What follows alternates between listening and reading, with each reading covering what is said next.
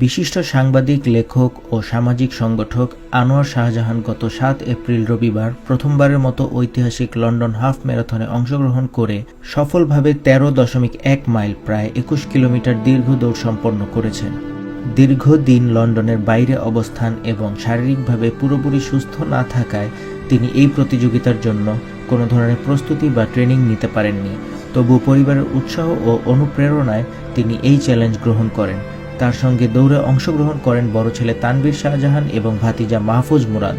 London half marathon মূলত বিভিন্ন charity সংস্থার জন্য অর্থ সংগ্রহের উদ্দেশ্যে আয়োজন করা হয়।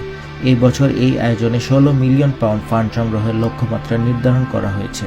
আনোয়ার শাহজাহান লন্ডন ইভেলিনা চিলড্রেন হাসপাতালের জন্য অর্থ সংগ্রহ করেছেন এবং তিনি সবাইকে জাস্ট গিভিং প্ল্যাটফর্মের মাধ্যমে এই মানবিক উদ্যোগে সহযোগিতা করার আহ্বান জানিয়েছেন। দৌড় শেষে সাংবাদিক আনোয়ার শাহজাহান বলেন, আলহামদুলিল্লাহ, আল্লাহর অশেষ রহমতে সুস্থভাবে দৌড় সম্পন্ন করতে পেরেছি। এটি আমার জীবনের একটি বড় চ্যালেঞ্জ ছিল এবং দীর্ঘদিনের স্বপ্নও বটে। পরিবারের ভালোবাসা, সবার দোয়া এবং উৎসাহ আমাকে এই পথ পাড়ি দিতে সাহায্য করেছে। দৌড় শেষে কিছুক্ষণ শারীরিকভাবে অসুস্থতা অনুভব করলেও দ্রুত প্রাথমিক চিকিৎসা গ্রহণ করে তিনি সুস্থ হয়ে ওঠেন।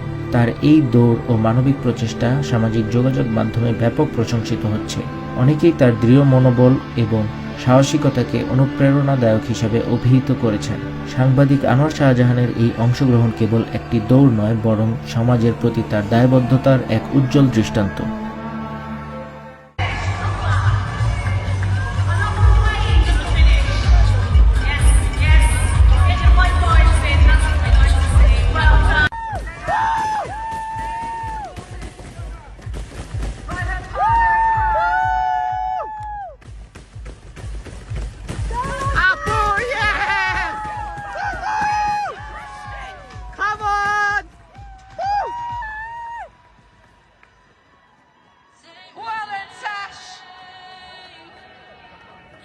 Big finish, and those finish line hugs, moments you'll never forget.